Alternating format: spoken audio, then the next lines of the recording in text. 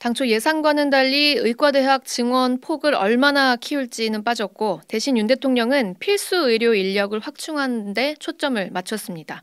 특히 필수 의료 붕괴가 더 심각한 비수도권의 인프라를 확충할 수 있도록 국립대병원을 전폭적으로 지원하겠다는 게 골자인데요.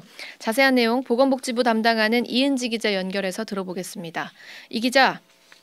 네, 저는 지금 정부 세종청사에 나와 있습니다. 네, 윤 대통령이 필수 의료 혁신 전략을 발표했는데 다른 추가 설명이 좀 더 나왔는지 그리고 의대 정원 문제가 다시 거론되지 않았는지 궁금합니다.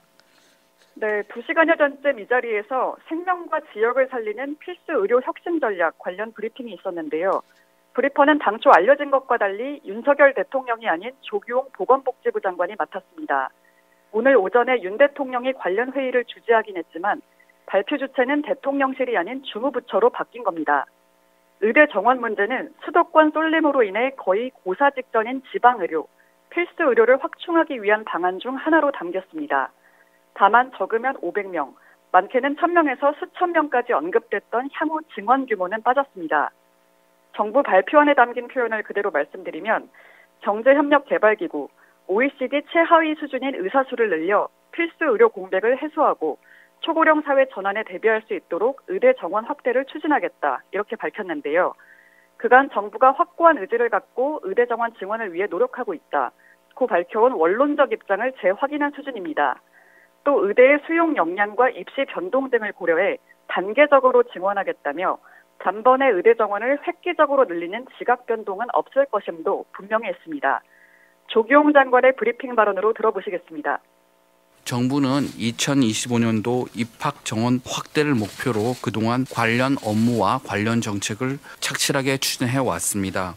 특히 의대 정원 확대와 관련해서는 현장의 수용 가능성과 교육 역량 등을 충분히 검토하여 신속하게 추진해 나갈 예정입니다.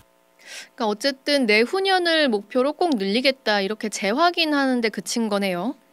근데 사실 증원 규모가 얼마나 될지 또 어떤 방식으로 확대할지 이런 게 쟁점이었던 거라 이게 빠지고 나니까 좀 알맹이가 없지 않나 하는 생각도 듭니다.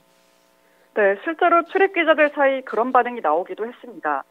또 정부의 공언처럼 2025학년도 대학 입시, 즉 현재 고등학교 2학년이 치르는 입시부터 의대 정원이 늘어나려면 올해 안에 밑그림이 어느 정도 나와야 할 텐데 이미 너무 늦은 게 아니냐는 지적도 있었습니다. 다만 발표가 임박해서는 어느 정도 예상된 부분이기도 합니다. 의사단체의 반발이 워낙 거셌기 때문인데요.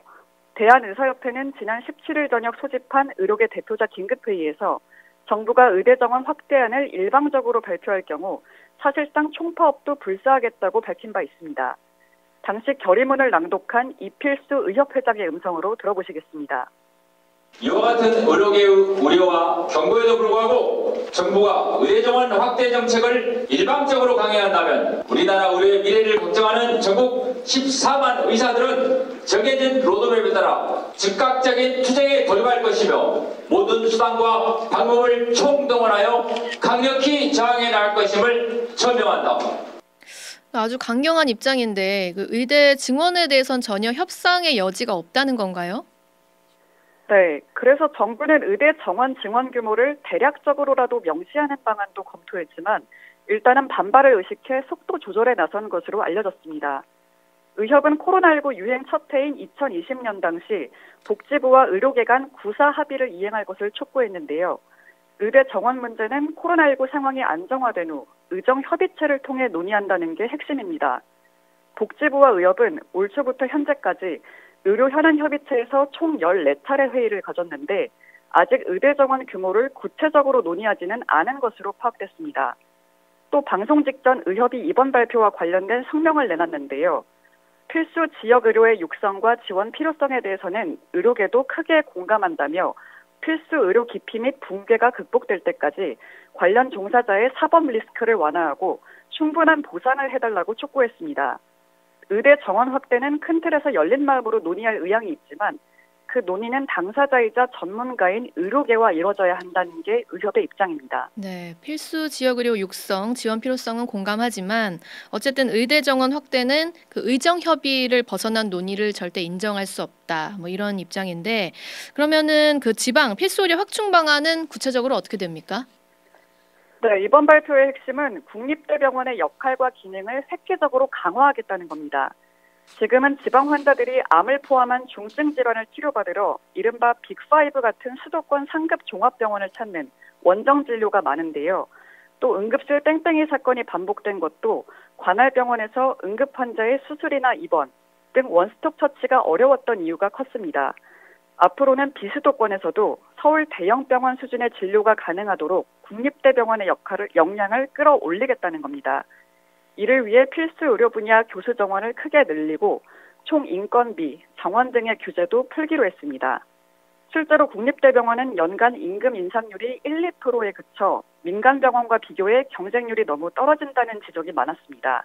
다만 국립대병원의 기관 분류를 완전 변경하는 방식보다는 필수 의료 거점 기능에 충실할 수 있도록 지원하는 데 집중하겠다는 방침입니다. 또 외상, 분만 등 필수 의료센터에 대한 보상을 강화하고 혁신적 R&D 지원을 통해 진료와 연구가 병행 가능한 체계를 구축하기로 했습니다. 궁극적으로는 국립대병원을 지역 1, 2차 병원, 지방의료원과 협력하며 지자체 필수 의료 자원을 관리하는 컨트롤 타워로 만들겠다는 구상입니다. 이 사는 곳에 따라 의료 서비스 차별이 있는 걸 좀 줄여보겠다는 거니까요. 이 방향성 자체는 참 바람직해 보이는데요. 그리고 국립대병원 소관 부처도 바뀐다고요? 네, 그렇습니다. 지금은 전국 17개 국립대병원을 관리하는 부처가 교육부인데 이걸 복지부로 이관하겠다는 겁니다. 정부는 올 초 발표한 필수의료 대책에 따라서 수도권과 비수도권의 전공의 비율을 현 6대4에서 내년 5대5로 조정하는 작업을 진행 중인데요. 소관부처가 바뀌면 여기에도 더 힘이 실릴 거란 전망입니다. 정부는 이와 함께 지방에서 자란 학생이 해당 지역의 의대를 졸업하고 필수 의료 분야에서 자리 잡을 수 있도록 지역 인재 선발도 확대하기로 했습니다. 복지부 박민수 제2차관의 설명으로 들어보시겠습니다.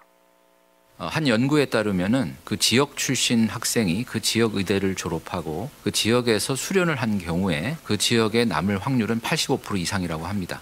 그래서 가급적이면 지역의 인재들을 더 많이 확보하고 또 그 지역에서 수련을 받을 수 있도록 저희가 여러 가지 제도와 여건, 그다음에 수련 체계도 개편할 예정이고. 다만 정부는 오늘 발표한 혁신 전략의 효과가 단기적으로 나타나긴 힘들 거라며 시간을 갖고 지켜봐달라고 당부했습니다. 네, 여기까지 듣죠. 이은지 기자였습니다.